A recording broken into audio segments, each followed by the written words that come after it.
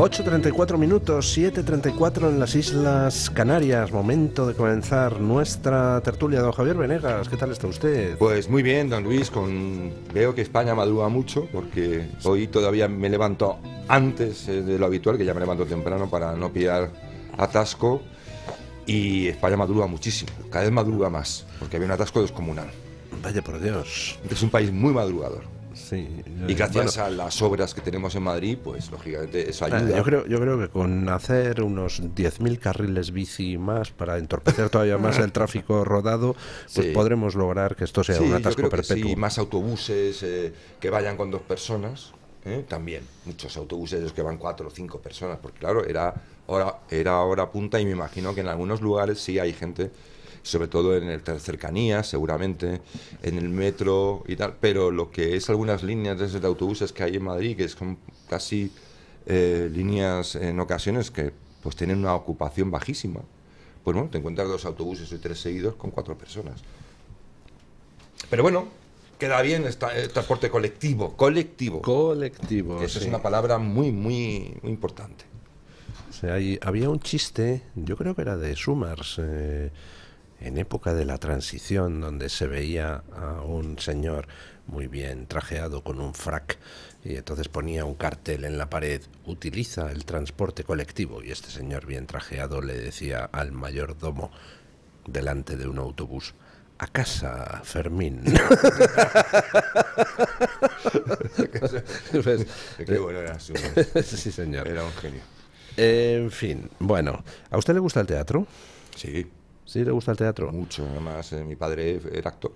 ¿Ah, sí? ¿Su padre era actor? Sí, mi padre fue actor, y un buen actor, sobre todo de teatro clásico, y bueno, a mí me encantaba pedirle, era muy pequeño yo, pero tenía ese don del que ha aprendido declamación y ha aprendido de verdad el oficio. Como él decía, yo no soy actor, soy comediante, ¿no? Y entonces le pedía que recitara cualquier verso, cualquier poema de Lorca, de Garcilaso, de tal. Y tenía el don de hacer que la poesía sonara como si alguien estuviera hablando de forma natural. Era espectacular. ¿Y qué le parece a usted la obra que han estrenado con el tema de la flotilla? Hoy The Objective informa de que Moncloa ordenó al Furor, el barco que había enviado de la Armada para escoltar a la flotilla, que tratara de llegar tarde a la zona donde estaba la flotilla, y que por lo visto coordinó el envío del Furor con el alto mando militar israelí. Le dijo: oye, que voy a enviar a esto y tal, pero que tranquilo, porque en fin, no hay ningún problema.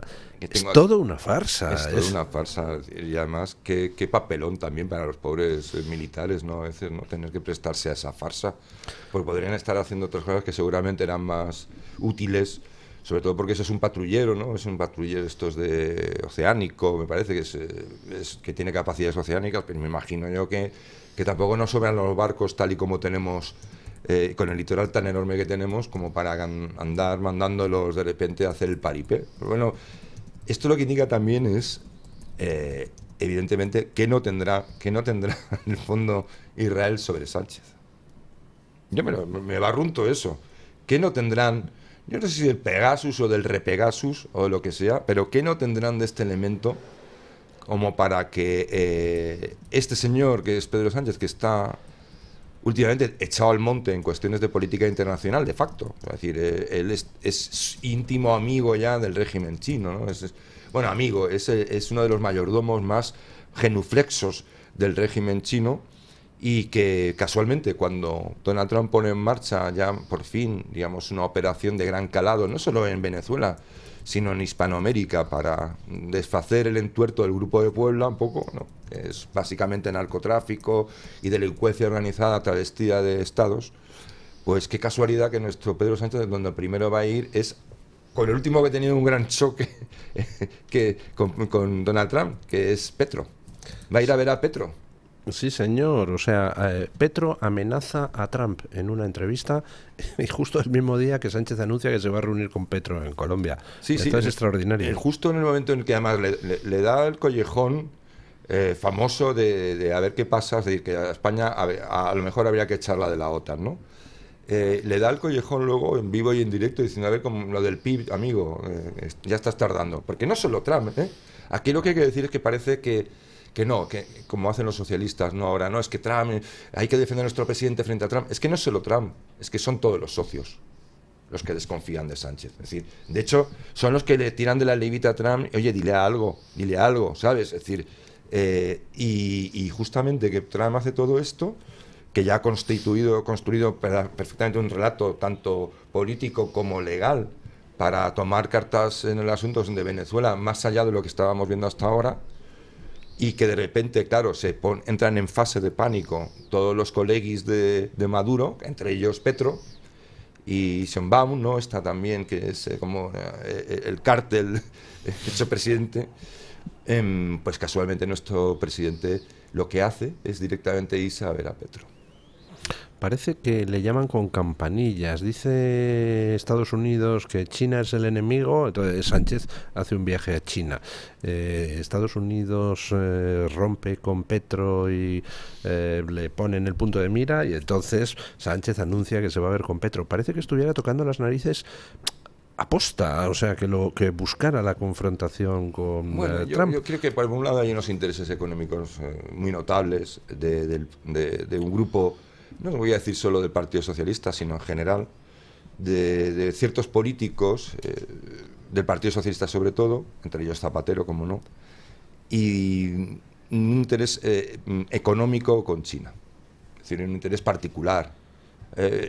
Yo creo que son el lobby, un lobby de facto de China, eso en el lobby. Entonces ellos están haciendo negocios, y como China no tiene reparos, China no es como otros países que, por lo menos a nivel legal y a nivel de vigilancia o de transparencia, intentan evitar la corrupción en el exterior.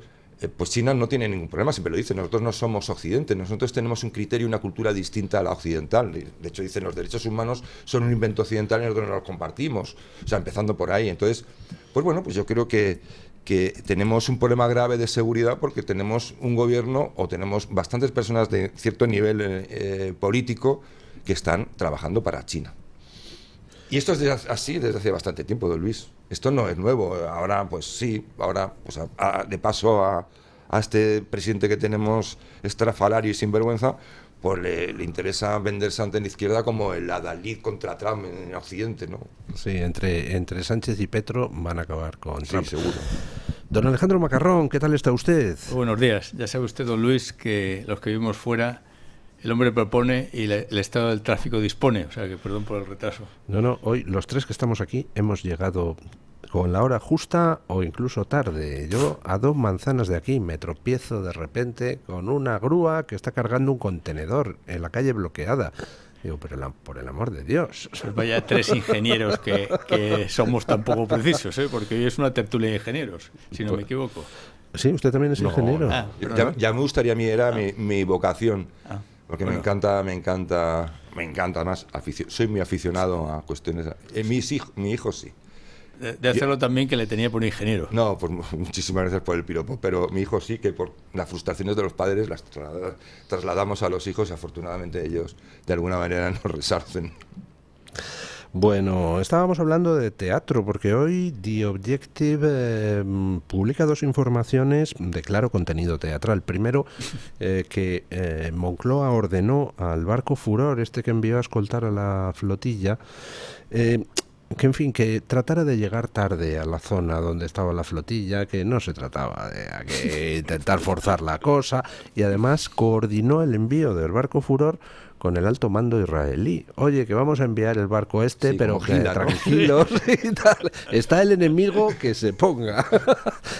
O sea, que enviamos un barco militar para fingir escoltar a una flotilla que fingía llevar ayuda humanitaria cuando no llevaba ninguna.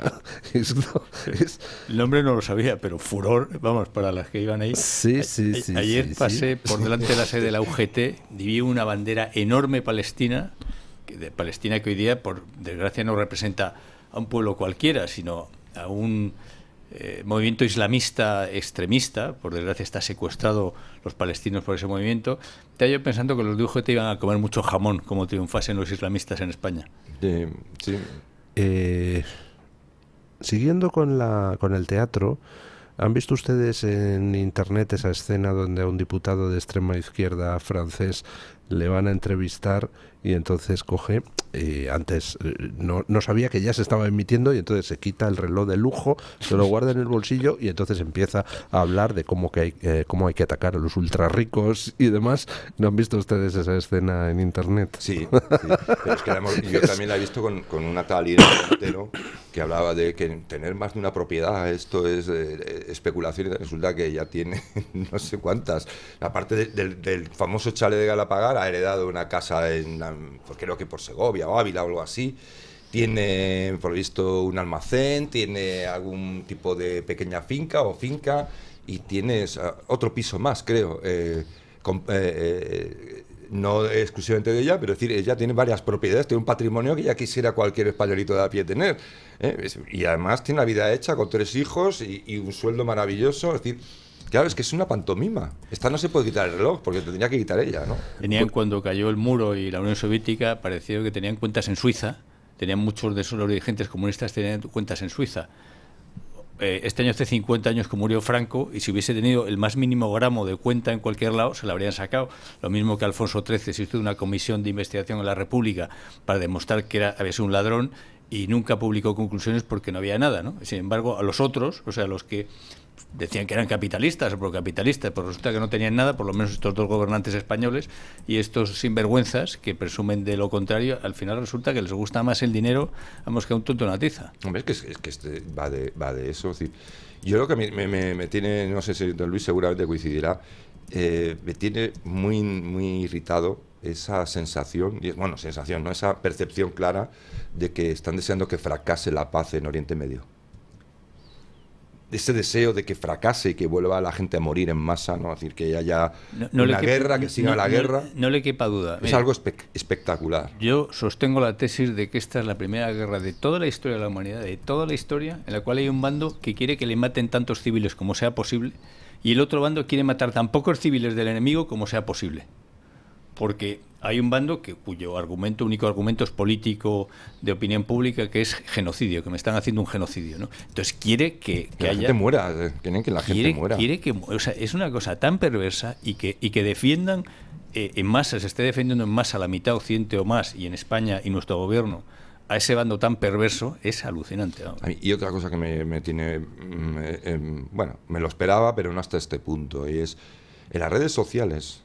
Dicen que hay personas de a pie que están filmando allí, incluso posiblemente a algún periodista muy loco, freelance, la cantidad de ajustes de cuentas, de asesinatos, de ejecuciones sumarias que están produciéndose en Gaza. Digamos que yo creo que retomando la tradición, porque bueno, cuando se han ido, en cuanto han retrocedido 4 metros las tropas israelíes, ha vuelto la ley del oeste, y me llama espectacularmente la atención que ninguno de esos vídeos aparezcan en los medios acostumbrados. Me llama mucho la atención. No son vídeos falsos, son vídeos auténticos. Distribuidos por el propio Hamas, dice. En algunos casos, y otros por algunos que tienen un par de narices. Hay un profesor del CEU de historia, se llama Alejandro Reyes de la Peña, tocayo, que es un gran historiador, tiene un libro escrito sobre la historia de la crueldad. Entonces dice que pues, en Occidente aprendimos que eso no era bonito, que era feo, lo ocultamos. Los romanos eran muy crueles, la crucifixión, pocas cosas pueden ser más crueles, y se exhibía además la crueldad. Entonces ha habido un tabú en Occidente, incluso los campos de concentración y los gulags se ocultan. Era una salvajada, pero se ocultan. Bueno, pues jamás, con otra cultura, ha exhibido la crueldad. Las salvajadas del 7 de octubre las filmaron aposta para que supiese. O sea, es una cosa, no solamente es hipercruel, sino además ese tipo de cosas, lo mínimo que puedes hacer con la crueldad es ocultarla, porque quiere decir que... Sí, simular un poco, tápate un poquito. Sí. Pero aquí lo que me llama la atención es que eso todo lo que están matando, que hay cientos, quieren que se sepa. Cientos de asesinatos ya, y además con una crueldad espantosa, porque primero les fracturan brazos, es decir, los tratan, o sea, decir algo espantoso, o sea, es espeluznante, ¿no? La inhumanidad que tienen, ¿no? Pero nada de eso hay un eco en la prensa convencional. Es decir, es como decir, cuando a los pobrecitos gazatíes los mata Israel, es una reiteración, una aluvión de cifras, sin contrastar, por supuesto, las que salen de donde tienen que salir, y cuando hay un acuerdo de paz y los que únicos que pueden matar y están matando porque ya no tienen a nadie enfrente, ningún enemigo enfrente que les pare los pies, pues no se ponen a matar y nadie dice nada. Solo puedes entrar en las redes, en tal, digamos, en el ecosistema popular. Así entre usted y yo, hay más gente que se informa ya a través de las redes que a través de los medios tradicionales. Claro. Sí, pero bueno, pero no quita que sea fantástico, ¿no? Es decir, oye, pero ¿qué os pasa? Es que uno empieza a pensar que detrás de todo esto tiene que haber dinero. O sea, tiene que haber dinero, porque al final ni siquiera la ideología, como decía don Luis antes a propósito de... Yo creo que la izquierda está alineada masivamente con esto y ha resurgido una derecha antisemita, que yo por lo menos pensaba que no existía desde el Holocausto. No, sí existía, desgraciadamente, pero estaba muy silente. Los tontos como yo no creíamos que ya no existía, los ingenuos, ¿no? Y es impresionante, y además en parte también, por desgracia, del clero, de la Iglesia, de la jerarquía eclesiástica, esos equidistantes, ¿no? Que han salido una serie de equidistantes entre Israel y Hamás. Pero ¿cómo se puede ser equidistante entre Israel y Hamás con dos dedos de frente cuando tienes que es Hamás, esa hiperbarbarie? Israel, por supuesto, como decía alguien, en una guerra, ¿cómo no se van a cometer crímenes de guerra? Personas concretas que a lo mejor en un momento dado, con fatiga de guerra o por lo que sea, por odio, se extralimitan. No, bueno, pues me pediría desde el control. O sea. Eso es una cosa que va con cualquier guerra.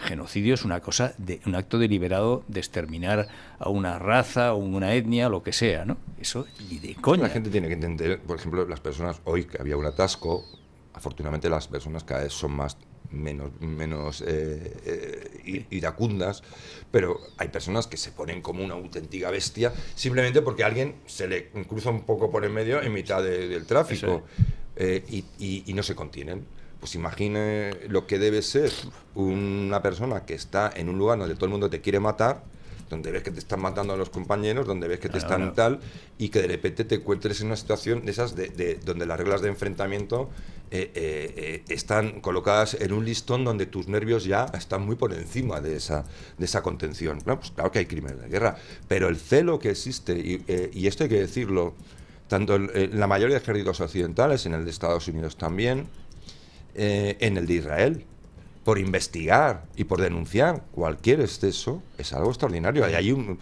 verdadero temor por parte de los soldados israelíes, de los militares israelíes, a transgredir determinadas reglas. Porque saben que no... ¿Por qué? Ni siquiera es altruista, ni siquiera podemos decir, bueno, es porque son más decentes, desde luego, pero simplemente porque Israel sabe que todo ese tipo de cosas juegan en su contra y las quiere perseguir a ultranza. Tiene un coste para Israel. Cualquier muerte extra de enemigos tiene un coste que a los demás les sale gratis, total, hipertotal, ¿no? Pero bueno, en fin. Si me permiten, Luis, yo les había traído un regalito. Sí, hombre, a ver. No será un regalito editorial. Puede ser un regalito editorial. Porque me ha dicho un pajarito que ha sacado usted nuevo libro. Tengo un nuevo libro y además lleva un prospecto dentro. ¿Sí? Sí, con indicaciones y contraindicaciones. El libro se llama Los últimos españoles, el suicidio demográfico de una nación. Pues viene para quién está indicado y quién está contraindicado. A ver, les voy a dar un poco de envidia, queridos oyentes. Soy uno de los primeros poseedores de este libro nuevo de don Alejandro Macarrón y don Miguel Platón. Y de don Miguel Platón. Los últimos españoles, el suicidio demográfico de una nación. Pues oiga, tiene usted que hablar con don Miguel Platón y a ver qué día se vienen ustedes dos aquí al programa para presentar el libro. Cuando usted hablo con él y quedamos. Venga. Simplemente quería decir las contraindicaciones. Las indicaciones es a la gente que ama España, la España de toda la vida, la sociedad normal de siempre, que tenga una demografía sana. Contraindicaciones, bueno, pues los que quieren lo contrario, pero por ejemplo también los nacionalistas vascos o catalanes, ¿no? Porque ahí sale radiografiado el destrozo que se ha producido de la demografía de sus lugares, se supone que regidos por hiperamantes de la tierra, ¿no? Porque en España no ha habido gobiernos nacionalistas, los gobiernos de los últimos 50 años ni han sido ni nacionalistas y a veces ni patriotas, ¿no? Pero se supone que no hay nada más patriota que un gobierno nacionalista vasco, que patriota vasco, y no hay nada más patriota catalán que un gobierno nacionalista catalán. Y los gallegos, los gallegos que se han preocupado de que mucho más del gallego que de que hubiese gallegos. Con lo cual al final ni gallegos ni gallego. Exactamente. ¿no? Y luego llegamos ya a la última ronda, los asturianos, ¿no? Yo creo que soy asturiano de nacimiento, el bable, creo que lo hablan 3% de personas, si llega. Bueno, pues está mucho más preocupado el gobierno asturiano por el bable y la izquierda política por el bable y regionalistas por el bable que porque hay asturianos. Aquella película que fue premonitoria, ¿no? Airbag, ¿no? Esa película Airbag. ¿La ha visto usted, don Luis? No la he visto porque pues, es que yo pertenezco a una extraña secta en la que nos prohíben ver cine español. Ah, bueno, pues hay algunas películas es de hace tiempo y hay algunas películas que valen la pena, también hay que decir, ¿eh? Pero es verdad que está bien politizado y que tira para atrás, eso también me pasa a mí. Pero hay cosas, esta película fue premonitoria porque era una sátira muy buena, yo creo que bastante bien orientada sobre un poquito la Españita que se venía. Y una de las escenas maravillosas es cuando salen los vascos aplaudiendo al Lehendakari y enfocan y el Lehendakari es negro. Que fue lo que dijo hace poco el del PNV, que lo mismo, en fin, había un Lehendakari Mohamed o... Pues que esta película lo puso encima de la mesa décadas atrás. Ya lo dijo Arzallus, prefiero un negro que hable euskera a un blanco que no lo hable. ¿O no dijo eso Arzallus? No sí, sé. También que... Él sabrá por qué lo decía. También que unos agitan el árbol y otros recogen las nueces, ¿no? Arzallus, ese personaje siniestro, tóxico y siniestro, efectivamente. Bueno, hemos empezado hablando de teatro, de ese barco que fingía escoltar a una flotilla, que fingía llevar ayuda humanitaria. Furor, el barco Furor. El Furor. Espero que no uterino. Furor. Bueno, ahí fue allí. Bueno. Estaba quedando muy insinuante, pero... Bueno, hemos empezado hablando de teatro y vamos a continuar hablando de teatro porque hoy The Objective trae una segunda noticia del ámbito teatral. Resulta que tenemos pacto entre Pablo Iglesias y Pedro Sánchez. ¡Otra vez! Pausa publicitaria y vamos a ir. Resulta que Pablo Iglesias es ese señor que aspiró una vez a tener la hegemonía de la izquierda, intentando dar el sorpaso al PSOE, luego de repente pues cayó presa de sus propios espejismos, pensaba que era mucho más inteligente de lo que realmente es, se quiere demasiado a sí mismo Pablo Iglesias, se regodea en su interpretación del papel de Pablo Iglesias y al final pues todo eso le pasó factura y ahora Podemos pues es una cosa que tiene 5 diputados en el Congreso. Y 5 diputados pues con los que le meten de vez en cuando el dedito en el ojo a Sánchez y fingen ser oposición y tal, pero resulta que al final han pactado. Resulta que Pedro Sánchez, que está colonizando Televisión Española con nuestro dinero, con todos los lamebotas que tiene a su alrededor, pues entre esa sarta de lamebotas ha metido ya a 5 colaboradores de Canal Red. Y este fin de semana Pablo Iglesias reconoció en un acto público que ha negociado con Sánchez esa entrada de colaboradores de Canal Red en Radio Televisión Española. Yo pregunto, ¿esa declaración no es delictiva? Es decir, ¿puede Sánchez negociar que entren colaboradores de Canal Red en Radio Televisión Española? Es curioso, pero dejando eso al margen, resulta que ahora ambos se llevan bien y ahora ambos colaboran en la estrategia mediática, lo cual plantea dos cuestiones. Primero, de cara a futuro, ¿en qué se va a concretar eso cuando vayamos a elecciones? ¿Que Sumar va a desaparecer y al final pues a Yolanda Díaz la integrarán en las listas del PSOE? No nos cabe ninguna duda, ninguno. Gracias por los servicios prestados. Gracias por los servicios prestados. Ya Sumar no, porque aquí dividimos voto, ya me he radicalizado yo, Sánchez, lo suficiente. Y quedaba la duda de Podemos, si Podemos iba a presentarse aparte.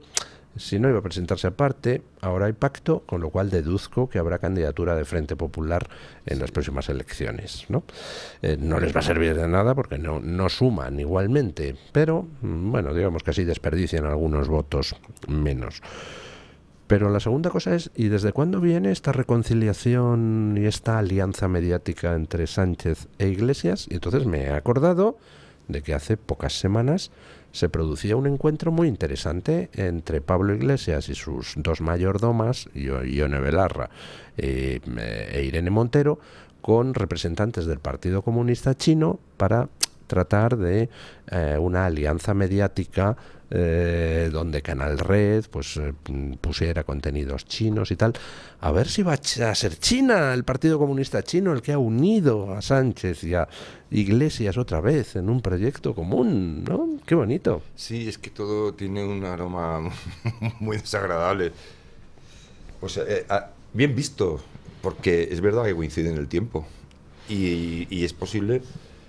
Bueno, o sea, es que viendo la penetración de China en España, es que es algo fuera de lo normal. Es decir, de hecho, en Europa, en la propia Unión Europea, que tampoco en algunos estamentos también huelen bastante a yuanes o a dólares, porque claro, los yuanes no quieren, pero dólares sí. Tú ves que tienen ahí una cantidad de penetración, digamos, en el sector de los puertos, portuario. Y hay 3 puertos españoles, 2 fijos y otro tercero que está a punto de tener no el puerto entero, sino una de las partes, instalaciones principales, los muelles más comerciales, bajo control chino. La generación de energías renovables, todos los sistemas, los materiales, las placas solares, lo que sea, los molinos, todo lo que es la infraestructura, acumuladores y tal, es made in China. Hay incluso empresas de las chinas que están operando, digamos, que ya han dado, digamos, a algún partner a entrar en el sector, un sector tan estratégico como es la energía, y han entrado también, están ahí. Es decir, nos van a colocar sus coches, somos los primeros donde nos van a colocar sus coches en masa, o nos van incluso a fabricarlos, pero con una condición, porque los chinos no son tontos. Han aprendido de su éxito, cómo ha sido su éxito cuando se han convertido en una gran potencia industrial, era permitir a los occidentales producir allí, con las ventajas de la bajada de costes y tal, y a cambio de una transferencia de conocimiento. Sí. Por la caja A o por la caja B. Por la caja B, quiere decir copiando por la cara. Sí. Entonces, y ellos han dicho, esto es lo que nos ha permitido ponernos por encima de ellos, esta trampa, ¿no? Entonces, ellos vienen aquí y montan una industria y dicen, pero nosotros no vamos a cometer ese error. Aquí no va a haber ninguna transferencia de conocimiento. Aquí vais a ser puros ensambladores. Y, además, si podemos, vamos a traer a los nuestros, que es lo que está ocurriendo también. Es lo que ocurrió en África, que al final lo que hay es mucho trabajador chino traído de allí. Entonces, yo luego además se junta, don Luis, y perdón, igual me voy un poco, pero se junta con la sorprendente buena relación en la práctica que mantiene este gobierno con Putin. Extraordinaria relación. No me diga, pero si este gobierno dice que defiende a Ucrania. No, España es de los países ricos o potencias globales el que menos con diferencia ha contribuido, prácticamente no ha contribuido a la defensa de Ucrania. Sin embargo, es uno de los principales clientes del petróleo ruso. Y gas, sobre todo gas. A ver, todos los que usted ha mencionado, Pablo Iglesias, Pedro Sánchez y los chinos, no en el sentido del pueblo chino, en el gobierno chino, sí, el Partido Comunista tienen al menos 2 características en común, ¿no? Tiene más, ¿no? Una de ellas es que de geografía andan escasos y piensan que Escrúpulos debe ser una isla griega, ¿no? Eso por una parte. Y luego por otra parte son muy pragmáticos, los chinos son muy pragmáticos y al final alguien que solo vive para el poder, como es Pablo Iglesias y Pedro Sánchez, pues solo viven para el poder y el poder político, o son pragmáticos, o sea, se detestarán lo que sea, pero se necesitan, vamos, como el comer. Pedro Sánchez está en una mayoría precaria, claramente precaria, porque además recordemos que tiene ahora mismo Junts, lo tiene en el alero, porque Junts a su vez le está comiendo el terreno Orriols, ¿no? Junts ahora mismo se está hundiendo. Entonces, cada día que pase... Y Esquerra Republicana también. Yo creo que el partido nacionalista, xenófobo, lo que sea, digo xenófobo, sobre todo porque es anti-español. O sea, por cierto, ¿han visto ustedes? Bueno, piensen lo que iba a decir, porque le voy a... Bueno, no, termine lo que iba a decir y ahora le contesto yo. Bueno, lo que quiero decir es que ahora mismo tienen... si tienen 2 dedos de frente, que si los tienen, porque tontos no son, necesitan sí o sí, no puede desperdiciar Pedro Sánchez y Pablo Iglesias la más mínima oportunidad, porque están en un clarísimo retroceso en las encuestas, hay un malestar de fondo bestial. Todavía va la descerebrada Irene Montero y dice que no hay que construir más casas. Dice, bueno, pues frene la inmigración, porque usted o construye casas o frena la inmigración, porque si no, esto estalla. Vamos a ver, es que se les puede haber una hipermayoría de derechas, como no ha habido nunca, porque hay un malestar creciente, por mucho que digan los números macro, lo que sea, la gente, muchísima gente la está micro pasando está arrasada. canuta. Sobre todo es muy desigual, hay gente que le va muy bien, pero al que le va mal, que cada vez son más, y ese tema, por ejemplo, de la vivienda. Entonces digo que a mí no me extraña que entierren al hacha de guerra, y si encima hay una conexión china, pues todavía más, pero incluso sin eso, yo creo que necesitan ahora mismo, Pedro Sánchez tiene que cerrar filas. Otra cosa es que luego cómo ajusten cuentas entre ellos y qué pase con Yolanda y tal, pero yo creo que están empezando a estar desesperados. Cada día que pasa es un día que tiene más incentivo Junts a romper, que el otro tiene un incentivo más a romper, que en sus propias filas. Porque en el País Vasco hay un grupo de disidentes de Bildu que quiere hacer un partido como el de Orriols. En el PSOE, Jordi Sevilla, claro, pues efectivamente. Que esto vamos a ver cosas muy curiosas. Los Jordi Sevillas que apoyaron a Sánchez en las pasadas elecciones, porque a mí me hace mucha gracia ver a Jordi Sevilla sensato, que era el paradigma del socialista sensato, apoyó a Sánchez en las pasadas elecciones cuando ya se sabía lo que era. No eran las elecciones del 19, que podías intuir, no, en las elecciones del 23 se sabía exactamente lo que era. Entonces, tienen que estar, yo creo que están ahora mismo bastante desesperados. Otra cosa es que si eso les lleva a equivocaciones, que ojalá.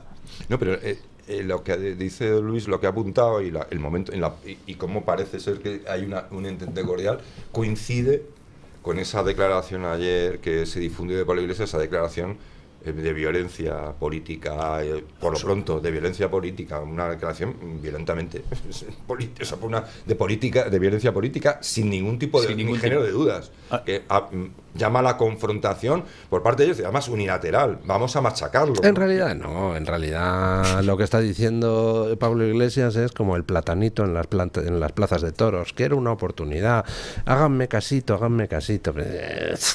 Yo creo que afortunadamente se equivoca, que al revés, que eso va a ser negativo para ellos, pero vamos, eso es lo que él siente, ¿eh? Claramente eso es lo que él siente, que es la bronca. Lo que hemos estado viendo no solo en España, sino en Europa a propósito de la falsa causa palestina, ¿no? Que la bandera palestina para mí ahora mismo es una bandera de la ignominia, es una bandera espantosa. Absolutamente. ¿No? Allí donde esté esa bandera significa lo peor ahora mismo. ¿No? Le han asociado a lo peor, lo han convertido en un símbolo de la violencia y de la injusticia y de la mentira. Pero ahí ha habido mucha violencia. Ha habido no es mayoritaria, evidentemente, pero claro, es decir, lo que sí se ha visto es como una especie de entrenamiento, ¿no? Como una especie de probar, de medir las fuerzas, ¿no? De ver de dónde nos encontramos en general, no solo en España, sino en Europa a la hora de montarla. Y ha habido violencia, una violencia, bueno, es que aquí ha pasado desapercibido, pero hace 2 semanas en Italia ha habido una violencia a propósito de este rollo pro-palestino, pero bestial. Es que en Roma, ha habido zonas de Roma arrasadas. En Milán exactamente igual. Ayer apedrearon a un agente de Vox en Sabadell, me mandó un conocido allí, como decía, islamo-izquierdistas o no sé qué, les apedrearon, les tiraron piedras directamente. Dice, si creen que nos van a amedrentar, eso sí, pero vamos, les tiraron piedras. Sí, es que está permitido. Es decir, tácitamente está permitido. En ese escalón. Bueno, digamos que eso de que tácitamente está permitido, vamos, cada vez que se produce un incidente de este estilo, pues a mí lo que me gusta de Vox es que Vox no dice, uy, nos apedrean. No, Vox dice, uy, nos han apedreado, querella en los juzgados, y ya son varias docenas los pedorros que han sido condenados por atacar carpas de Vox. Aquí, vamos, ni un solo perdón. No, porque ya la marea ha cambiado. Vamos a ver, en España, ¿cuándo gana la batalla cultural la izquierda? Los 10 últimos años del franquismo, y luego lo consolida a lo bestia los 10 años siguientes. Y a partir de ahí, pues se ha habido un régimen que ha sido mucho más de izquierdas que de derechas, con sus partes buenas, malas, regulares, todo lo que quieras. Pero ahora mismo, claramente, no solo en España, pero en España en concreto es así, la marea está cambiando clarísimamente. O sea, ya basta de ese monopolio de la violencia de la izquierda. La derecha no quiere ejercer ninguna violencia y no la está ejerciendo y no la va a ejercer, pero ya basta de aguantar que te las den, ¿no? Ya basta de poner la otra mejilla, aunque la derecha... En Alemania el giro ha sido, ha sido de 180 grados. Hay que ver cómo actuaba la policía en las manifestaciones de todo tipo, sobre todo de izquierda, pro-palestinas o islamistas, o que hace tan solo 2 años, y cómo actúan ahora. Sí. Es decir, sin contemplaciones. decir, yo he visto una... Además es que es algo que también me llama la atención, porque en realidad no sé cómo lo organizaron, deben organizarlo de forma distinta, porque tú de repente aquí, o en Francia, o en Italia, ves grupos enteros, ¿no? Como una especie de fila, como si fuera la falange oplita, sí, de policías ahí con los escudos y tal. Ahí en Alemania, ¿no? Funcionan como por pelotones. ¿Vieron lo de Vitoria? Vienen 10 tíos. Lo que pasó en Vitoria. ¿Vieron el vídeo? Que fueron gente de falange, que son muy pocos, pero bueno, es movimiento, digamos, patriótico español, lo que quiera, se puede estar de acuerdo o no, fueron a Vitoria. Voy a preguntarle a Romerales quiénes son, a ver si tienen. A lo mejor son de Romerales, pero el caso es que fueron gente de Bildu. Primero, la Archancha no tenía casi efectivos, entonces fue gente de Bildu a cascarles, pero estos se defendieron y salieron corriendo los de Bildu. O sea, les hicieron frente, el vídeo es muy notable, ¿no?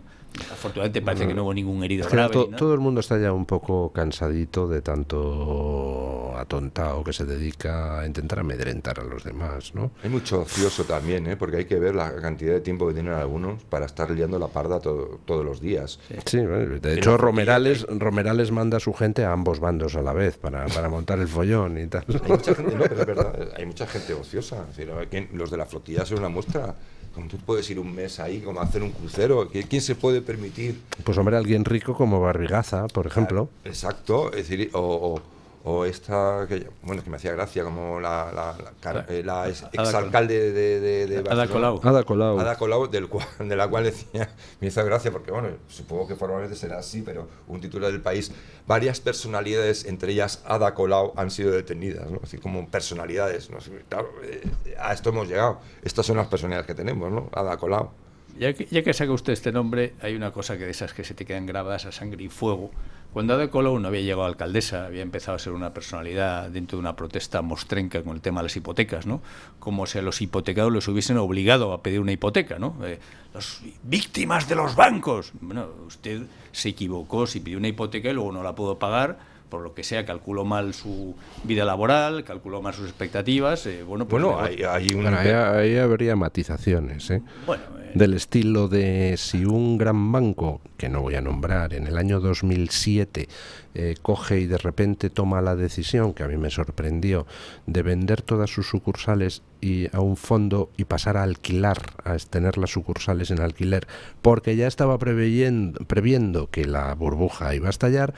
Ese mismo banco, si se dedica a animar a la gente a hipotecarse en los años sucesivos, está engañando a la gente. Eso es así. Bueno, pues, ¿o no? Puede haber engaño, pero no quita que tú... Hay que ver caso por caso. En todo caso, los dos se equivocaron. O sea, si el banco tenía más información, y eso puede ser a la parte final de la burbuja. Pero lo que quería decir es que en un gran banco, que posiblemente sea el mismo que usted decía, no sé si era el mismo, en una fundación de un gran banco hicieron una jornada de emprendedores en el tercer sector, emprendedores sin ánimo de lucro, ¿no? O sea, iniciativas sin ánimo de lucro. Y ponían como un ejemplo de líder social en un gran banco ultracapitalista a Ada Colau. O sea, la blanqueaban a una comunista con un mensaje mostrenco, antibanca, la ponían como un ejemplo, como si hubieses montado pues una organización humanitaria de verdad para acabar con enfermedades en África. Como si fuera de verdad un Estado. Yo digo, pero de verdad, o sea, se está alimentando, y luego que ha hecho Ada Colau, ha dejado arrasada Barcelona. Barcelona es la capital de las capitales españolas del crimen. O sea, los datos de Cataluña y en concreto de Barcelona son espantosos, de usurpación de viviendas, que es como se dice en buen castellano lo de la ocupación, con K es usurpación, delito de usurpación que ha sido rebajado con el gobierno del PP de Mariano Rajoy. Pasó a ser delito leve, con lo cual teóricamente no vas a la cárcel. O sea, no ha sido todo la izquierda. No, es que ese problema es ese problema. Los socialistas de todos los partidos, que decía Hayek, ¿no? Sí. Bueno, entonces digo que Ada Colau, esta que iba en la flotilla, esta señora que ha sido nefasta y luego ha seguido su huella, Barcelona, vamos, es una auténtica pena, vamos, cómo lo ha dejado, ¿no? Y todavía es una personalidad y todavía se le jalea. Se le jaleaba antes, cuando era un activista, digamos, bestial, entre comillas, en los planteamientos que tenía, y se le jalea después de que ha dejado arrasada Barcelona. No, pero ha tocado usted un punto que es que efectivamente los más avezados destructores y más, es decir, terminators, digamos, de la sociedad española son generalmente la izquierda más declarada, ¿no? Y los personajes estos aparentemente antisistema, como Ada Colau y compañía, que son gente ociosa, son gente que en realidad no ha hecho nada a derechas, es decir, no de derechas, sino a derechas. Sí, eso es. Que no tienen oficio ni beneficio, sinceramente. Cualquier persona que tenga, sin necesidad de pasar por una universidad, pero tenga un trabajo, un oficio, o sepa hacer algo, es una persona útil. Esta señora es una persona completamente, lo que se dice, inútil. Pues toda esta gente está ahí. Pero es que, desgraciadamente, esto no es solo en la izquierda. No. Es que el problema es que hay una cantidad de inútiles, también, más allá de la izquierda, que causa pavor. ¿Por qué? Porque da pavor porque la situación de España, sobre todo de una parte muy importante de España, no a otros que le va muy bien, pero de una parte fundamental del país y a muchos niveles de cómo funciona el país, que parece que estamos ahora mismo recorriendo el sendero, ¿no?, de ese libro del otro sendero que hablaba del Perú, ¿no? El sendero luminoso. No, sendero no, el sendero no. El otro sendero se explicaba cómo en el Perú al final nadie estaba en la legalidad trabajando porque el sistema era tan extractivo, tan cutre, tan corrupto, tan anti-emprendimiento, que tenía reglas que eran incompatibles con la supervivencia económica de los negocios y de las personas. Entonces toda la gente estaba en la economía sumergida. Pues eso está ocurriendo en España. Eso está ocurriendo cuando dicen, de repente un mes dicen, han desaparecido de golpe y porrazo 12.000 autónomos. Oiga, y se felicitan. Dicen, no, oiga, esto es una muestra de agotamiento. Una muestra de agotamiento de la economía real. Bueno, pues digo esto porque, claro, tenemos esos problemas y en el otro, sobre todo en el PP, que antes tenía algunas cosas medianamente decentes, como tengan que gobernar mañana, ante estos problemas, yo no sé qué equipos van a tener. Es que me da pavor. O sea, han sido los PPs de toda Europa. El otro día había una discusión sobre Inglaterra, creo que hubo un alto cargo de Tony Blair o alguien que había dicho que habían llenado de inmigración aposta Inglaterra para jorobar a la derecha por la multiculturalidad. Bueno, la realidad es que de 1979, que llegó Margaret Thatcher al poder, hasta ahora, o sea, en 46 años, ha gobernado la derecha como el doble de tiempo que la izquierda. Y en el periodo anterior, desde 1950, la primera posguerra, no creo que fuese mucha inmigración, también ha gobernado más los conservadores. Es decir, cuando decimos es que la izquierda es que Pedro Sánchez está llenando esto de inmigrantes, ¿no? Pedro Sánchez y Rajoy y Zapatero y Aznar, o sea, pues, que es cuando empezó realmente la inmigración en España, ¿no?, cuando llegó Aznar al poder. Entonces, hay que... Al hilo de su libro, ¿para cuándo pisará España el último español? Porque nos estamos extinguiendo a marchas forzadas, ¿no? Al hilo de mi libro, que, perdón, no citamos la editorial Secotia, de don Humberto Pérez Tomé, que es el que la dirige muy meritoriamente, pues el último tardaría, pero somos ingenieros o ingenieros de facto. Es decir, hay un concepto que es tiempo de semidesintegración en radiactividades, cuando decae la mitad una sustancia, ¿no? Entonces, en el libro ponemos que en el año 2044, que es dentro de menos de 20 años, los españoles descendientes de españoles, o los que son españoles hijos de españoles, serían ya menos de la mitad de la población si siguen las tendencias actuales. De aquí a ¿En qué año ha dicho usted? En 2044. Eso es una pura proyección matemática. No, honestamente, yo no creo que pase eso, porque creo que a España le están reventando las costuras. En España no cabe más inmigración, más, porque le revientan las costuras. En la vivienda, en la sanidad, en todo tipo de cosas, ¿no? Entonces, si siguiesen las cosas así, pasaría eso. De aquí a fin de siglo, ¿qué pasaría? Que está lejos, pero ya cada vez no tan lejos. Los españoles, esos que llamaríamos autóctonos de toda la vida, serían menos de la mitad de los que hay ahora, y la mitad tendrían 65 años o más. Porque aquí no solamente hay un tema de cuánta gente hay en una población, sino de qué estructura de edades tiene. Si hay jóvenes o viejos. Por ejemplo, Dinamarca es un país con mucha menos población que España, pero perfectamente viable. De hecho, es más rico que nosotros. Es mejor tener tamaño. El tamaño te mejora cosas a fichas iguales, ceteris paribus, pero mucho más importante que el tamaño de una población es cómo está decompensada por edades. Y ahora tenemos un desequilibrio creciente, vamos a lo bestia, ¿no? Tenemos ya, vamos a ver, más de la mitad de los españoles autóctonos ahora mismo tienen 48 años o más. Cuando murió Franco eran solamente la mediana eran 30 años, para que nos hagamos una idea de cómo hemos envejecido como país, ¿no? Bueno, pues no sé, alguien tendrá que tomar medidas. Vamos, todos deberíamos tomar medidas Todos. a la hora de votar. Esto es a la hora de votar y yo creo que en más ámbitos. Esto no va solo de votar. Es decir, creo que tenemos una emergencia en varias cosas, incluida la demográfica, y la mayoría de la gente tiene que... A mí me gusta ver cómo en las redes empiezan a menudear cada vez más los mensajes de elogio de la paternidad y de la maternidad que habían desaparecido durante muchísimo tiempo, ¿no?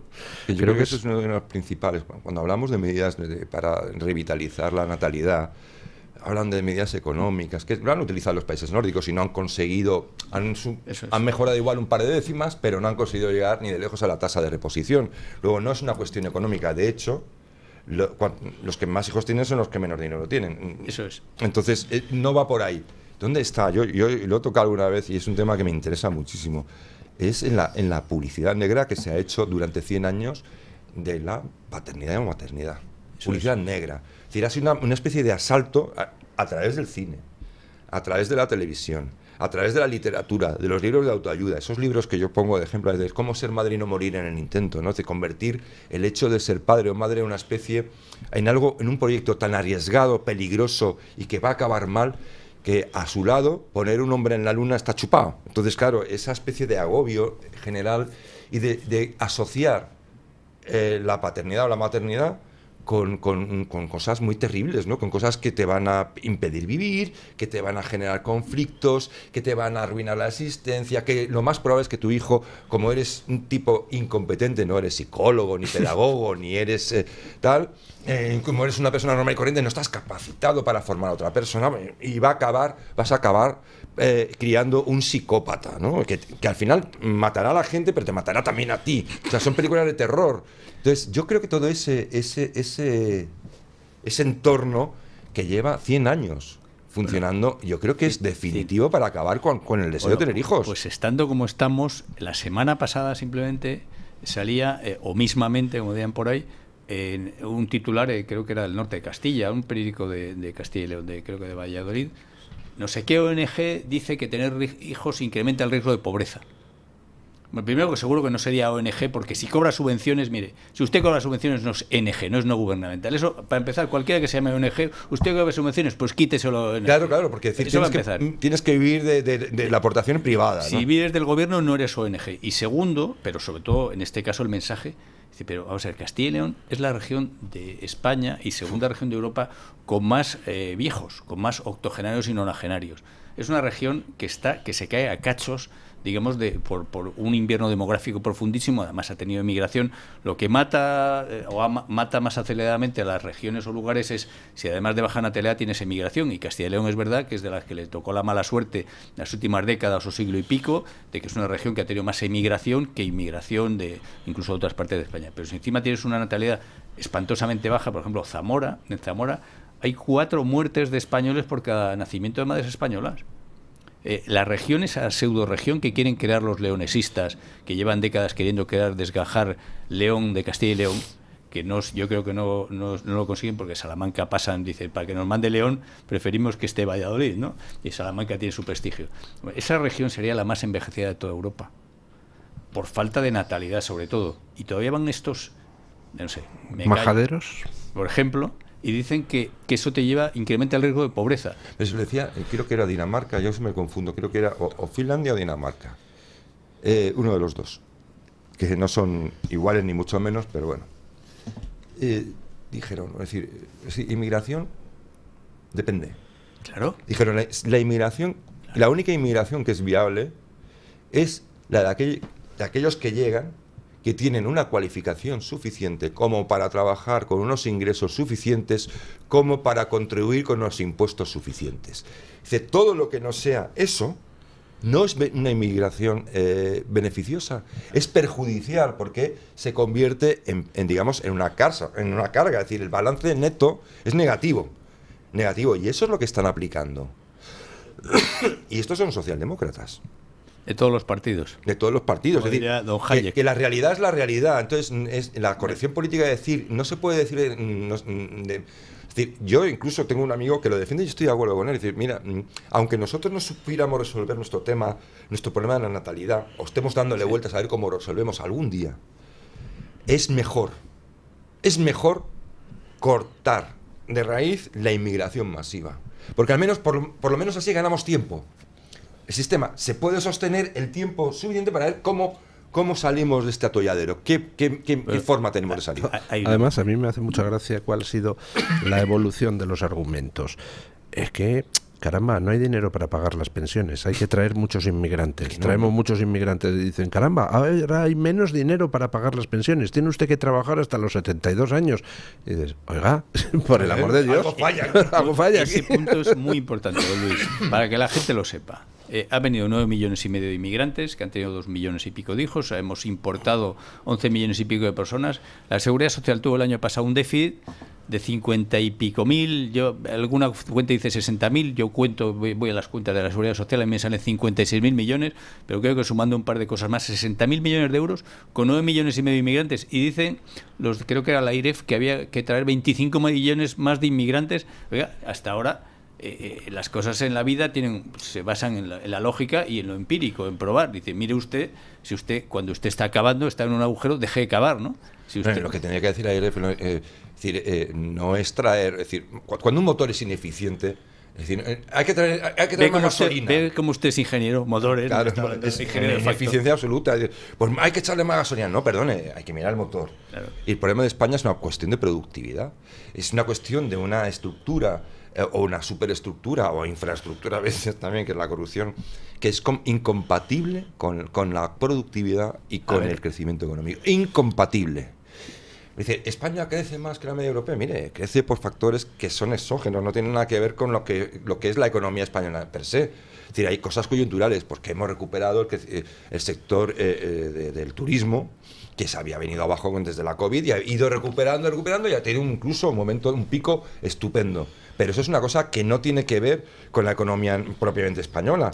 Luego, los fondos Next Generation, eso es decir, casualmente coinciden exactamente con el 3% del PIB que se estimaba que iba a subir un 2,5%. Y con un déficit público, el año pasado España crece el 3% con un déficit público del 3%. Vamos a ver, cuando tú creces el 3%, claro, pero es que no puedes tener un déficit del 3%, porque ¿qué pasa cuando estés en recesión? Te vas al 7% de déficit cuando estás hiperendeudado. Es decir, con todos esos factores que son, digamos, que no son estructurales, que son coyunturales y que, como bien dice, en cualquier momento se pueden dar la vuelta completamente, el viento cambia de dirección y viene en contra, y ese es el problema de España. Es decir, vamos a ver, vaya usted a hablar con un mecánico o con un taller, pregúntele usted, esto no es solo culpa del gobierno central. Esto es culpa de los gobiernos locales. Va todo en cascada. Cuanto más recauda el gobierno central, de hecho las comunidades autónomas están forradas, presumen incluso la de Madrid, de presupuesto récord. Vamos a ver, si esto está inventado desde el inventor de las vacas gordas y flacas, un tal José de la Biblia, ¿no? Si no me tenga más gente inútil, dice, ¿no? En vacas gordas, ¿qué hay que hacer? Ahorrar. No, pero es que... Si usted tiene el déficit del 3% cuando tiene vacas gordas, usted cuando vengan las vacas flacas se muere de hambre por todas partes. Pero volviendo a lo de... Hacen falta 25 millones de inmigrantes más. Mire, no, lo que hace falta es que los que están aquí... Eso es. Trabajen más y mejor y se les deje trabajar más y mejor. Sigue habiendo muchísimo paro, según las cifras de la EPA y de la Seguridad Social. Sí, tengo un conocido que era un empresario extranjero que quiso venir aquí a montar una empresa de creo que era química o algo así, una cosa que ya es seria. Oiga, es que estuvo litigando con abogados para los trámites. Se gastó, no se sabe, en un año. Y luego al final había un trámite medioambiental, por supuesto, nuevo. Y dice, bueno, vamos a resolverlo. Es que no se había ni creado la ventanilla. Es decir, el desmadre es tal. Para construir. No me traiga usted, no vaya usted a ser una solución engañosa y facilona, que además es mentira. Y hable usted de que hace falta 25 millones más. Usted es un chupatintas. Usted no tiene ni idea. ¿Cuánto tiempo se tarda de transformar suelo en casas en España? Entre 10 y 20 años.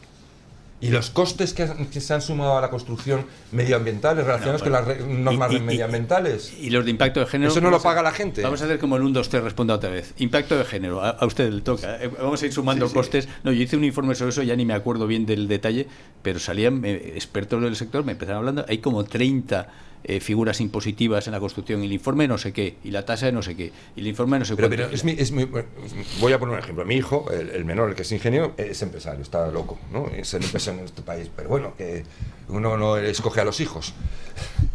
Y él me cuenta cosas que yo mismo he visto, porque yo también he sido empresario y he vivido con ellas todos los días. Y entonces me dice, bueno, es que tenemos que hacer una cosa, tenemos que pedir un permiso al ayuntamiento, y entonces tiene un número que es el 010, y no lo coge ni Dios. Entonces, no lo coge nadie. Entonces, no, lo único que te queda es bajar, hacer la gestión de forma ordinaria en un ayuntamiento donde la gente ya teletrabaja, cita previa. Es decir, una empresa que tiene que pedir una autorización para un proyecto importante y que va con tiempo y que está haciendo las cosas bien, se encuentra de repente un cuello de botella que te puede decir, es que puedes estar un mes parado, pero ¿qué empresa puede estar un mes parado en un proyecto? Bueno, si todavía fuese barata la administración. Alcalde, ponga usted el teléfono a funcionar, que no sirve esto ni para que funcionen las líneas de teléfono de Madrid. Hacemos una pausa publicitaria y seguimos. Vamos con tema político, encuestas, corrupción. Ya parece que se ha abierto la veda de la investigación de la posible financiación ilegal del Partido Socialista. Los datos que están saliendo, pues hombre, apuntan a la utilización de dinero en efectivo para pagos que en principio no sería delictivo siempre y cuando esos pagos quedaran reflejados en la contabilidad oficial del partido, pero resulta que había pagos en efectivo no reflejados en la contabilidad oficial del partido, con lo cual pues estaríamos ante una serie de pagos efectuados contra unos ingresos que tampoco figuran en la contabilidad oficial del partido. Estaríamos ante un delito de financiación ilegal casi con toda certeza. Así que, bueno, pues a lo mejor asistimos dentro de poco a la imputación del Partido Socialista como persona jurídica, ¿no? Sí. Yo discrepo un poquito de usted. No es casi con toda certeza, sino es casi con toda certeza. Vale. Porque efectivamente, el que haya pagos en efectivo, esos hoy día en el mundo en el que vivimos solo tiene sentido si había ingresos en efectivo.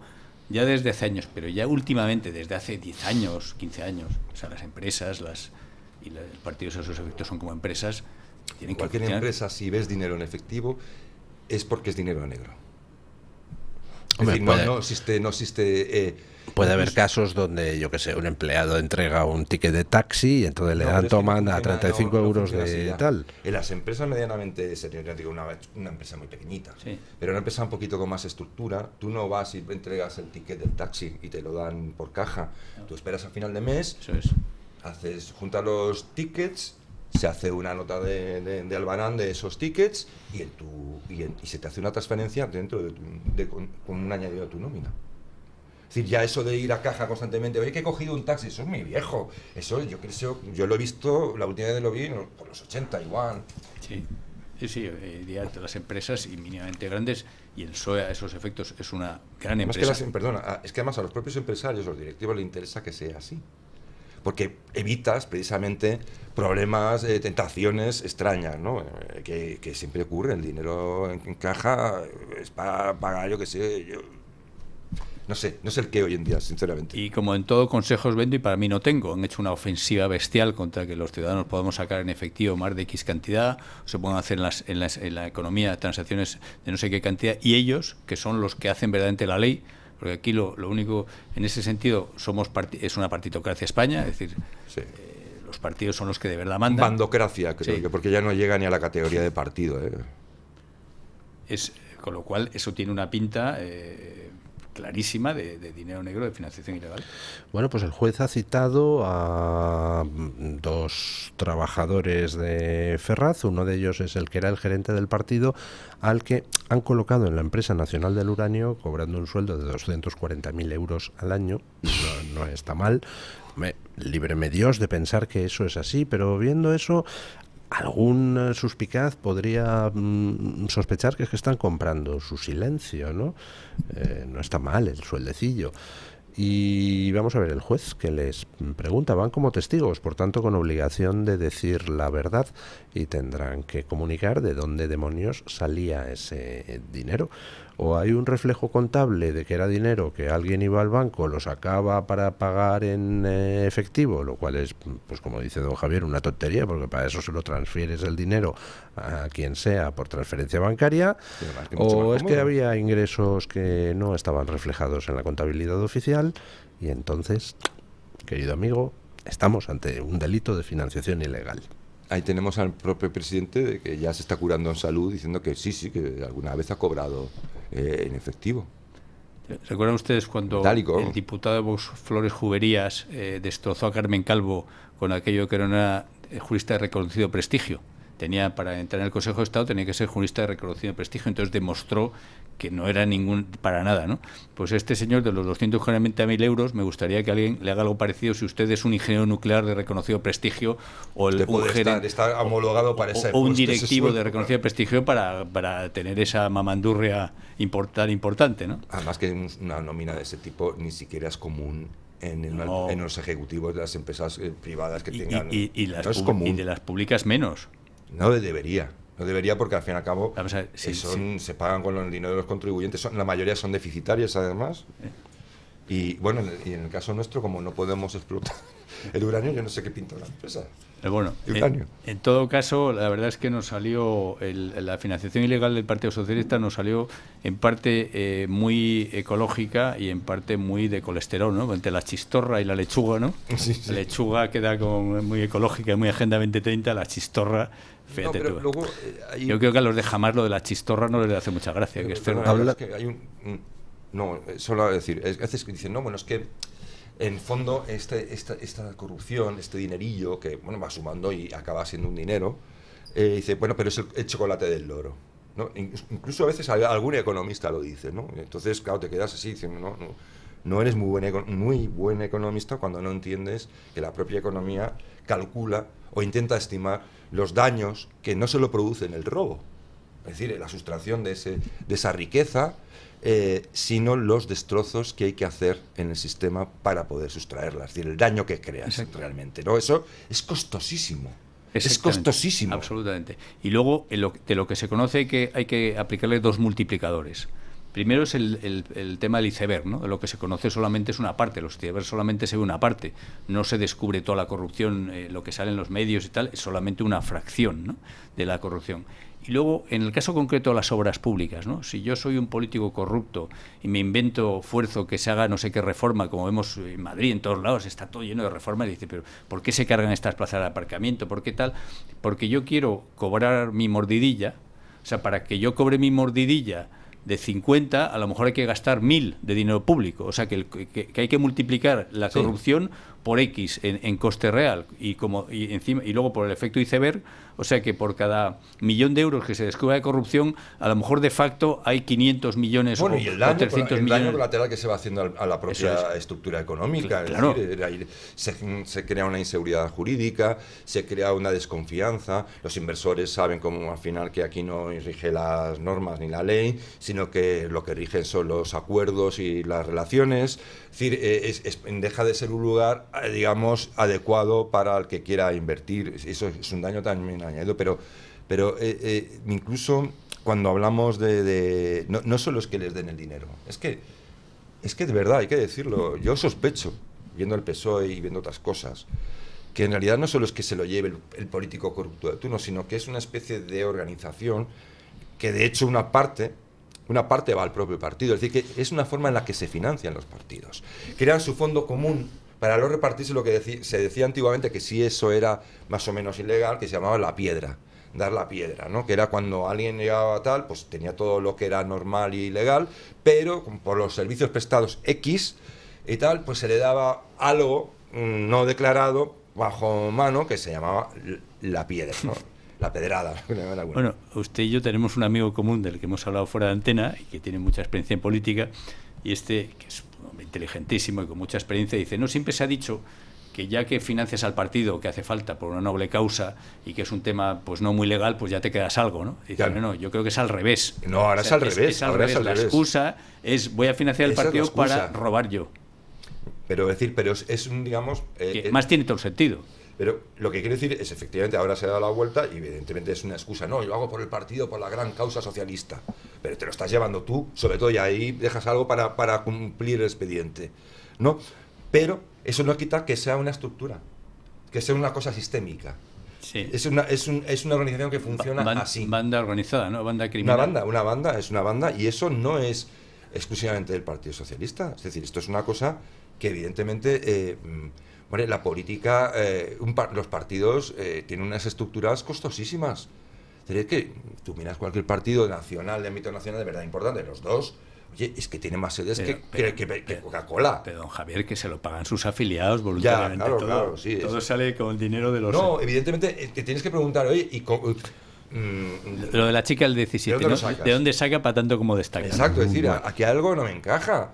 Es que además sedes, en el pueblo más perdido, una sede con rotuladas, sí, con vinilos dusted, que es cosa así, que hacen efecto grabado arena, tal, una cosa que dices, bueno, vaya nivelazo, ¿no? Es decir, yo quiero montar mañana una pequeña empresa, ni de lejos puedo empezar así. Permíteme una broma. Ayer salía en Twitter, que la verdad es que no salía fuente, no estoy seguro, pero puede que sea cierto. Decía que habían hecho un estudio en Holanda, decía que cada inmigrante somalí les costaba 1,2 millones de dólares o euros a lo largo de su vida. Y dije, yo mandé una broma y dije, oye, me he equivocado de profesión, tendría que haber sido inmigrante somalí en Holanda. Pues sí. Claro. Bueno, pasemos a hablar un poquito de encuestas y de cómo está el panorama político de cara a estas elecciones que todo el mundo olfatea. Sabemos que en algún momento van a ser, pero no sabemos si mañana, pasado, en 2027, como muy tarde 2027.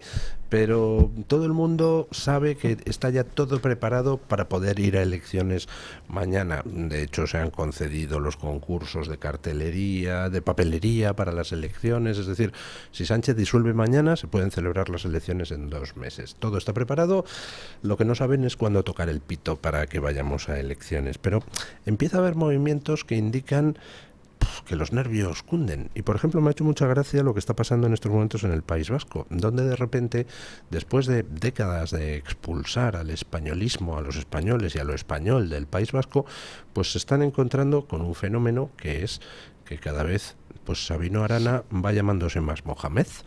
Con lo cual, pues de repente han empezado a tener problemas de inseguridad graves, de repente ha empezado a haber enfrentamientos entre bandas de marroquíes y caleborrocos, donde los marroquíes les dan a los otros pal pelo y ese tipo... Son mucho más duros, los otros vivieron con la cobertura de su mini estado así es. Tiempo. Y entonces, pues de repente, ¿qué ha empezado a pasar? Pues que Vox ha empezado a subir en las encuestas en el País Vasco. Está subiendo en toda España, pero en el País Vasco de manera particular, y ya, por ejemplo, pues entraría, si hay unas municipales, entraría en los principales ayuntamientos vascos, en Bilbao, en Vitoria, en San Sebastián, no estoy seguro, no he visto encuesta, pero Bilbao y Vitoria, por ejemplo, sí. Y entonces han empezado a sonar las alarmas. Dicen, uy, anda, resulta que expulsando al españolismo toda la vida ya tenemos aquí al PP acogotado, al Partido Socialista convertido en más nacionalista que nadie, y de repente empieza a subir Vox por el tema de la inmigración. Y entonces, ¿qué se les ha ocurrido a los cabeza huevo? Dicen, bueno, pues igual que en Cataluña tienen alianza catalana, donde resulta que están captando el voto separatista anti-inmigración, con lo cual así evitan que parte del voto anti-inmigración se vaya a Vox. Pues vamos a hacer algo así en el País Vasco. Y entonces andan gente del PNV y de Bildu intentando montar un partido anti-inmigración, pero muy vasco, en el País Vasco. Es precioso el asunto. Bildu se supone, porque todo esto es, como dice usted, sargento Romerales, ¿no? Están iguales, ¿no? Es una escisión, se supone, de Bildu, del grupo de descontentos, entre comillas, de Bildu. Yo creo que es un partido satélite hecho ad hoc, o sea, es decir, con todo el conocimiento, pues como Sánchez creo sumar, poco más o menos, ¿no? bueno, con perdón o sin perdón por hacer por última vez propaganda de mi libro en este programa, si ven lo que sale del País Vasco, cómo se ha destrozado la demografía vasca, o sea, la opción de PNV más Bildu, o sea, todo el nacionalismo, y lo que tienen efectivamente inmigración. Álava, por ejemplo, Álava lo tendría muy fácil si hay una islamización total de España, porque con poner un espacio entre Al y Ava, ya tienes Álava, ¿no? Ya tienes el nombre, ya lo tienes cambiado. Pero vamos, es verdaderamente impresionante eso. No me extraña que pase eso, que no es una cosa que en absoluto aplauda, pero no me extraña que pase eso porque se han pasado de frenada. O sea, está muy mal las cosas, ¿no? No, yo quería, ya que ha hablado usted de encuestas, creo que vamos a ver, hay un analista de datos del País que es muy bueno, se llama Kiko Llaneras. El otro día escribió un alegato contra Tezanos que yo no he visto ninguno más claro. O sea, sería prueba de cargo en un juicio, porque dijo que sus encuestas eran desinformación. Sí, además lo decía, no, parecen, no, son desinformación. Y lo explicaba, porque además sale mucho en muchas encuestas del CIS, dice, ¿recuerda usted de voto? Sale, no sé por qué. Kiko Llaneras, que era del grupo Politicón, que se fundó hace ya bastante tiempo, unos 10 u 11 años o más, es de todos los que había ahí, que eran socialdemócratas, es al final, y yo que le he seguido, es el que ha demostrado tener más integridad en el momento de la verdad. Es un gran profesional de los Andes. Para decir las cosas, él será socialdemócrata, que cada uno tiene sus convicciones, me parecen legítimas, esto es un país plural, o por lo menos lo era. Pero desde luego, a la hora de decir las verdades, o decir los datos, es una persona que ha hecho lo que debía. Para que la gente lo entienda, ¿no? Los que no somos expertos en encuestas, pero entendemos un poco de cómo se hacen, si tú tienes entrevistas a 3.000 personas y el doble te dicen que votaron al PSOE la última vez el doble de el resultado que sacó el Partido Socialista, pues hay que dividir, por así decir, por la mitad sus opiniones. Bueno, pues Tezanos no lo hace. O sea, lo que contaba Kiko Llaneras es que no lo hace. Yo lo he visto también en otros informes. Por ejemplo, había uno que decía que el 30% de los menores de 30 años eran bisexuales, de las mujeres, unas cosas completamente locas. Entonces, claro, te ibas a la ficha técnica de la encuesta y te salía una sobrerepresentación de la izquierda, que está más alineada con, aunque no lo seas, puedes llegar a decirlo en ese tipo de cosas del tema, como han politizado tanto la sexualidad. Estadísticas. No, pero digo que en esos temas ya no se sabe que es verdad. Si hay una lucha política y queremos, como a mí me interesa, soy de X color político y quiero que haya mucho más homosexuales de los que realmente hay, a lo mejor en la propia encuesta digo que soy homosexual y así sube. Digo por decir algo, pero era una cosa, o sea, lo que está haciendo Tezanos con las encuestas, no se fíen de ellas, porque eso es una cosa realmente que en realidad con dinero público para cambiar el voto. ¿Eso qué es? ¿Eso también es casi delictivo? Es putinejo, eso es muy de Putin, parece como una especie de... Es una prevaricación, o sea, sí, así como el CIS es discutible que exista, yo creo que es otra cosa más. El Estado no tendría por qué meterse a hacer ese tipo de estudios, porque lo más fácil es que le pase lo que les pasa, es que tenga un conflicto de interés, lo nombre el gobierno de turno y acabe barriendo pro domo sua, como la televisión pública, lo mismo. Es que es casi inevitable con los políticos que tenemos que metan la cuchara y que no sean neutrales, pero en el caso del CIS es que es brutal. O sea, la última encuesta, están todas las encuestas dando una gran mayoría de derechas y vais a descuelga con que el PSOE ganaba por mucho al PP, y eso sí, sube Vox para meter miedo, ¿no? Sí, lo cuadra luego. O a lo mejor Vox, sí sube, a lo mejor sí era correcto, pero... No, es probable, o lo que indican las encuestas en general es un agotamiento del PP, o sea, cierto estancamiento, incluso con una pequeña caída. Pero lo que no indican, desde luego, es que el porcentaje de voto que le da la encuesta al PSOE. Es decir, y lo que sí parece que es constante. Es decir, él ha cogido el mismo esquema, pero lo ha exagerado hasta el absurdo, ¿no? Todas estas cifras completamente absurdas. Pero lo que sí parece también es que Vox sí está subiendo.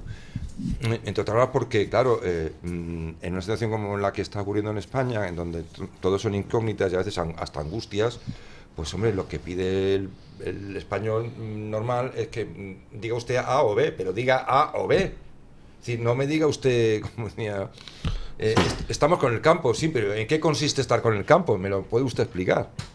Y entonces eso es lo que pide la gente, claridad. Yo recomendaría a vos también, yo como estratega, es decir, le recomendaría que lo de la inmigración ahí, que va a ser la cabeza tractora posiblemente de las elecciones siguientes, pero que debería tener otra patita porque vamos a ver cosas muy divertidas, como se están viendo en Europa, de gente que era muy socialista y muy amante de la inmigración, que se ha dado completamente la vuelta. Claro, es un pastel muy apetitoso.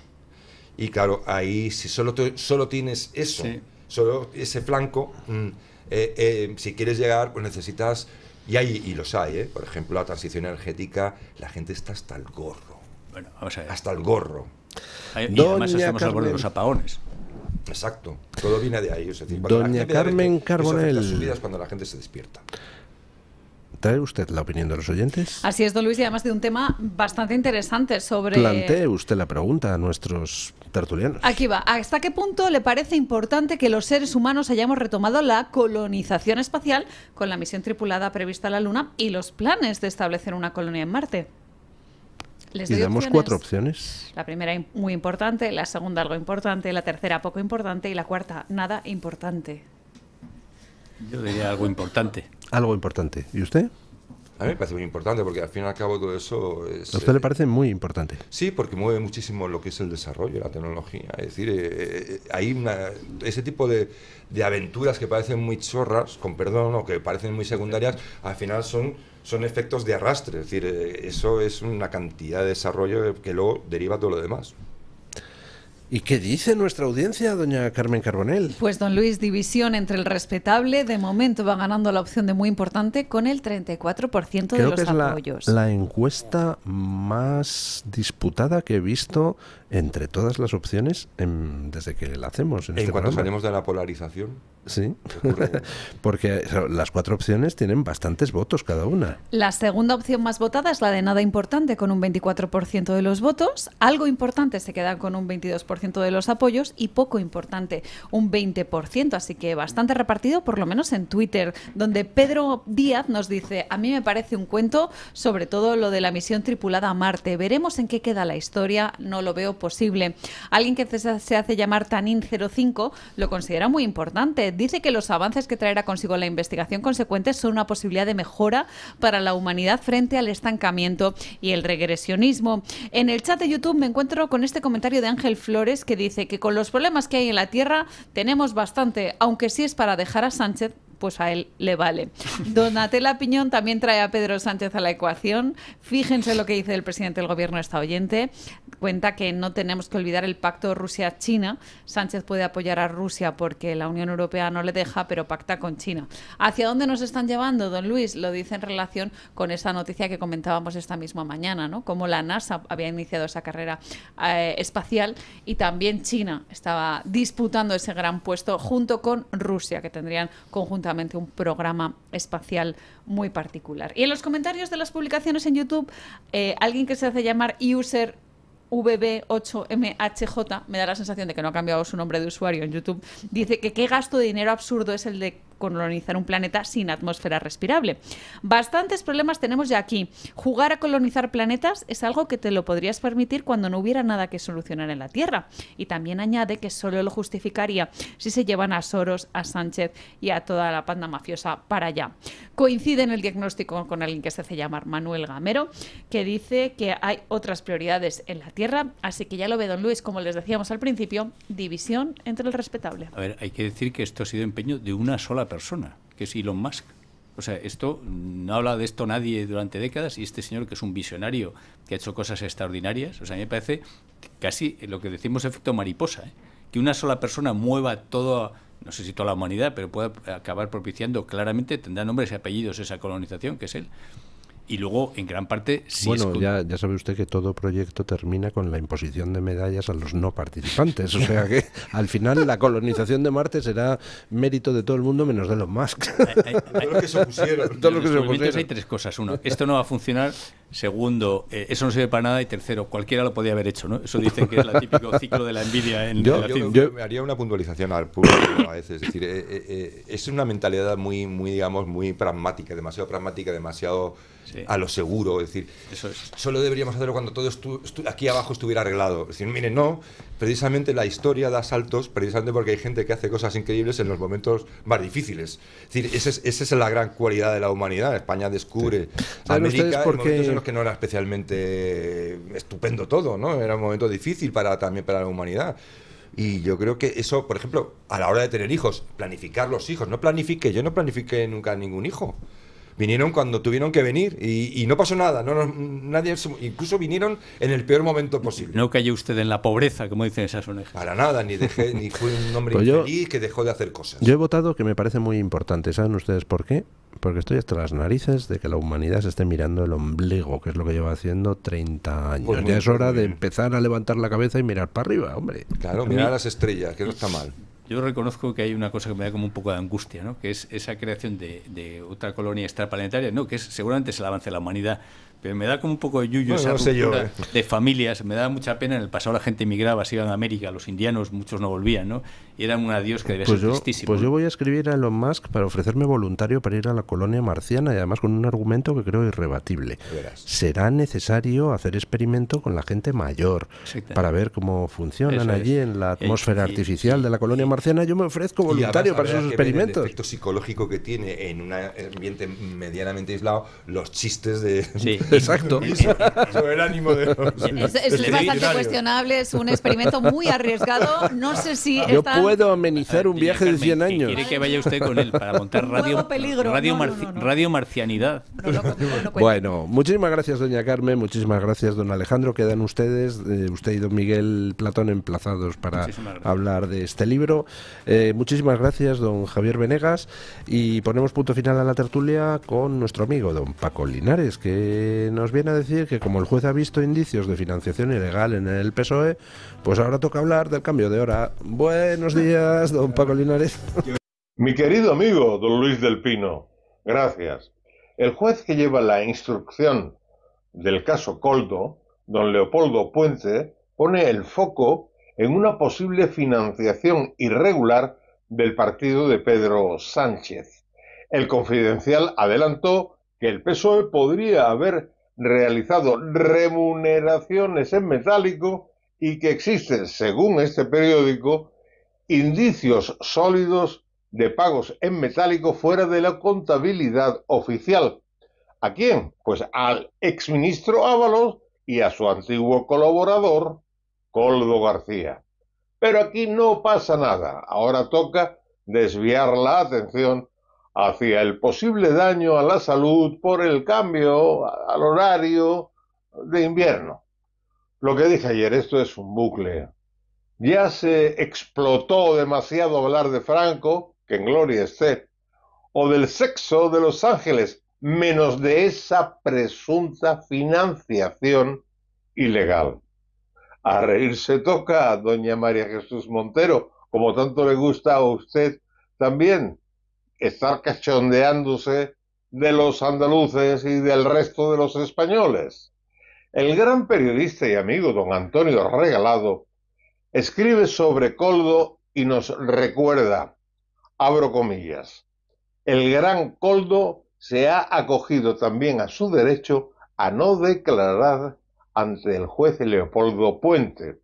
El instructor quería averiguar el sabor de la chistorra y la empresaria Carmen Pano ratificó lo dicho en sede judicial. Entregó 90.000 euros en 2 bolsas en la sede socialista de Ferraz 70.